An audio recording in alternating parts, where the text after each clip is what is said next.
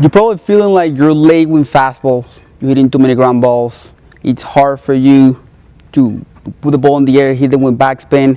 I'm gonna show you 3 different drills that I did, and my coaches, when I play pro ball, helped me to make sure that I get my bat move fast across the zone without losing any speed, because I'm using my backside. The way how I load is usually the main problem that I see from you hitter having a problem with, like being late and hitting, couldn't be consistent hitting the ball with backspin.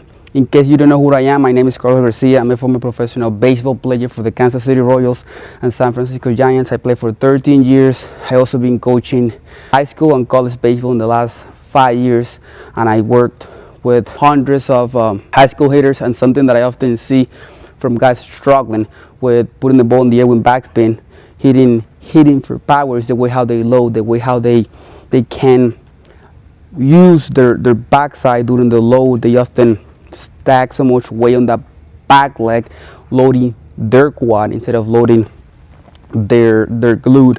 And I'm gonna show you real quick what I often see, the main reason of like what they think is the right way to stay back and load with their backside. So they often do either if they a leg kick hitter or a toe tap, they often start like working with their back knee, working with that sway, using the back side of the back shoe like this, and they have to start like collapsing with the backside because they load their quad instead of loading their glute. And the problem with that position is like you're not going to use that back leg anymore as to help it to stabilize your lower half, because as soon as you get into this position and you start working with your positive move, when you start working with that front foot stride toward the pitcher and create the tension that we need in order for us to create speed, that separation across our body, the only way how we can get out of that position is pushing off the ground.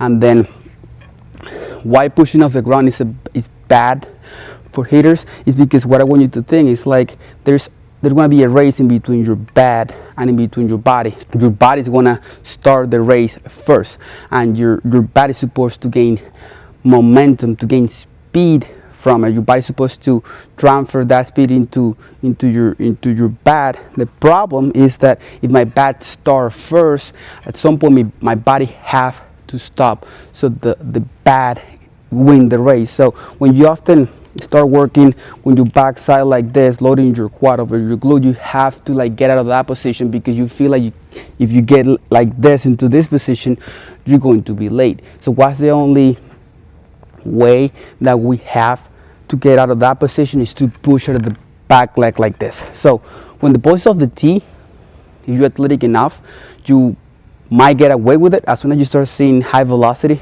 or elite pitching, that's going to be an issue for you to create speed and catch the ball up front. So what I often see from you hitters is like when they load, they go here and they start jumping out of the back leg, leaving the hands and the bat behind of the body. So the bat, it takes a lot longer for the bat to get out front and catch the ball out front and create backspin with it, just because I have everything behind my body like this, because my body is still gaining speed.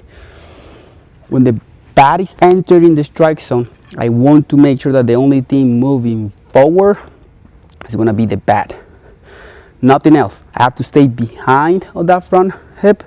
I still want to work forward under control, staying behind of that front side and feeling like the only thing that's going to move forward is going to be the bat. But if I'm stuck on that backside, loading like this, and I have to push out of it, that's when my body's still moving forward.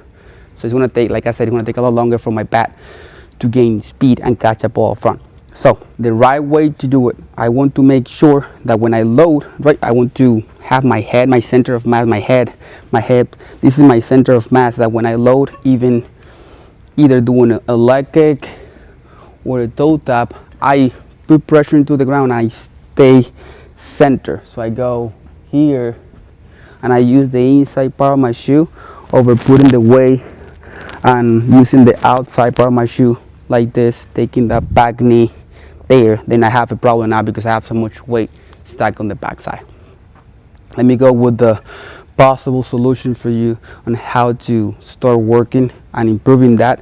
one of my favorite drills to do is like to start with my front foot across my back foot like this. I'm gonna bend that back leg a little bit, and I'm gonna feel that my back side, my back glute is gonna lead that movement forward like this.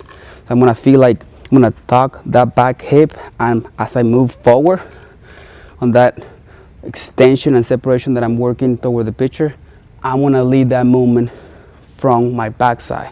So make sure that when you do it, you start like this and down, forward, and then it'll be easier to lead that movement forward when your backside. You're gonna be in fully control of that movement forward because you're loading in your glute, you're not loading when your quad. Another drill that I like to do to make sure that I stay center,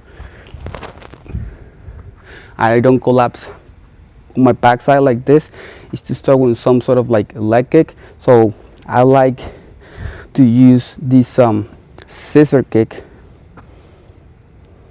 That's what I mean, a scissor kick, not a leg kick. A scissor kick is to try to think like my back leg is gonna be an anchor. So by me taking my back foot like this, is gonna force my hip to stay close, to slow down. So my upper half is gonna outrace my lower half from me rotating into the ground, making sure that I use that scissor kick to slow down my hips so my back gains speed from it, and it looks something like this. Again, I'm not gonna swing at 100%, but you start with your feet this wide, you go here, then when you swing, you're gonna stay center, keeping your head in the middle part of your body, over just collapsing with your backside like this. The rule of thumb to make sure that I stay strong with the backside is that when I land on that front foot and I contact my head, my back hip, my back knee is gonna be straight. It's not gonna be like that or having my torso like this at contact, because I'm gonna have a problem with space, speeding everything up, or just collapsing my backside like this, where everything's gonna work uphill. And the other progression that I like to work with to make sure that I work with a strong backside, I like to put a ball on my toes like this. I don't even have to take any swings with this, but I'm gonna feel I'm gonna screw my back heel into the ground, working forward like this. So I wanna feel I'm gonna close and pinch that back hip while I move forward there, over just feeling that I have to do this. And then, like I said, you want to start dragging and leaving your hands and your back behind your body. So you want to slow down how you bat when I get into the strike zone. So it looks like this, slow, boom, there. So it's easier to train the right way your backside. If you want somebody to help you to build a custom plan for your specific situation, you can click the link below to book our schedule a call with me, 15 or 20 minutes call, where we can talk about your number one struggle, your number one goal, and at the very least you want to walk out of the call with a game plan that you can start seeing results immediately, because you're going to have a better understanding of what you need to do, what you need to prioritize first, over just working 5 different things that you probably want to be overwhelmed and not have enough time for it. And if your goal is to play in college, and my goal is to make sure that all the guys who I work with, they learn how to be their best hitting coach by having a plan and not just relying on the travel or their high school coach and a routine that they wanna build based on their team or the situation that the team needs, that the school needs, over your personal goals. Like if you played in college, let's say you want to play in a specific position, or you want to develop one part of your game that's going to increase the opportunities for you to play in college.